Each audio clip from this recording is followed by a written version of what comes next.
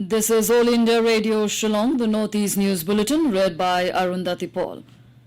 The Union Health and Family Welfare Ministry has urged the states and union territories to make fungal infection, mucormycosis known as black fungus, a notifiable disease under the Epidemic Disease Act 1897. All government and private health facilities, medical colleges should follow guidelines for screening, diagnosis, management of mucormycosis issued by the Ministry and Indian Council of Medical Research. In a letter written to all the states and union territories, Joint Secretary, Health and Family Welfare Ministry, Love Agarwal has asked the health facilities to make it mandatory to report all suspected and confirmed cases to the Health Department. Cases of fungal infection have been reported from many states among the COVID-19 patients.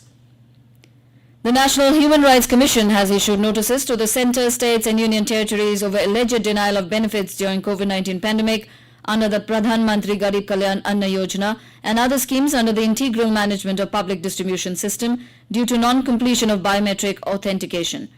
The NHRC also directed the Chief Secretary of Mizoram to submit an action taken report within 1 week on the alleged denial of benefits to the Chakma villagers under the Pradhan Mantri Garib Kalyan Anna Yojana despite having Aadhaar cards or ration cards.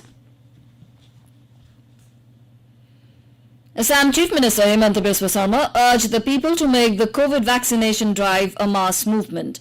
He also appealed to the people to financially contribute to the vaccination drive at least for one person's vaccination. So far, 36,19,975 doses have been administered in Assam. He said the overall COVID situation in the last 3 days have shown a ray of hope.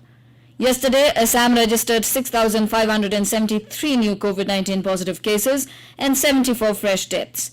Meanwhile, Health Minister Keshav Mahanta visited the Sarusajai Stadium in Guwahati and took stock of the construction work of 300-bedded COVID hospital by the DRDO.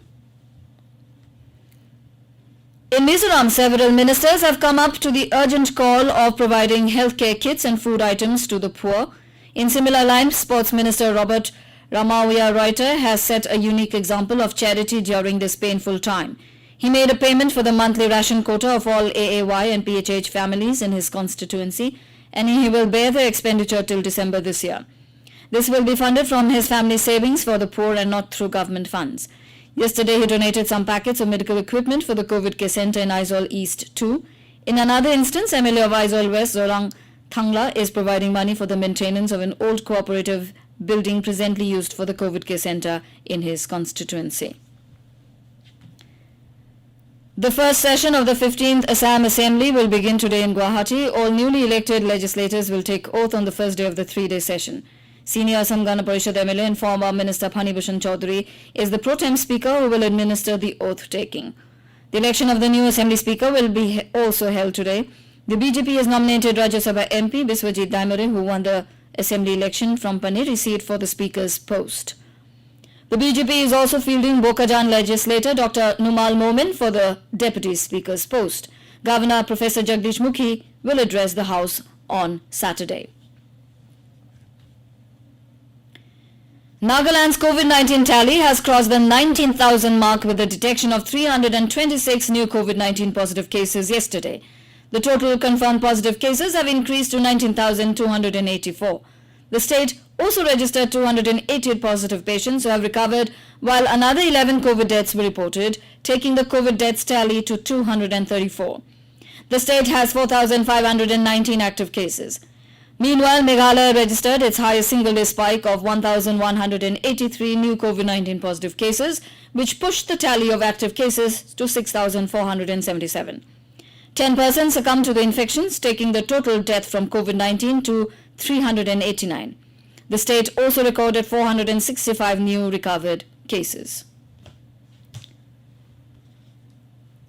Hindustan Unilever Limited has rolled out Mission HO2PE in Assam. As part of the Mission HO2PE, Hal's Dumduma factory of Tinsukia district has donated 2 ventilators, 3 oxygen concentrators and face masks to the additional Deputy Commissioner of Tinsukia and subsequently to Civil Hospital of Tinsukia to provide support for COVID-19 care. Additionally, the Hal factory site system is also supporting the neighboring tea garden community by sanitizing line houses. Through Mission HO2PE, Hal has airlifted over 5,000 oxygen concentrators, into India to provide access to oxygen for COVID-19 patients. And with that, we end the Northeast News Bulletin from All India Radio, Shillong. Have a nice day.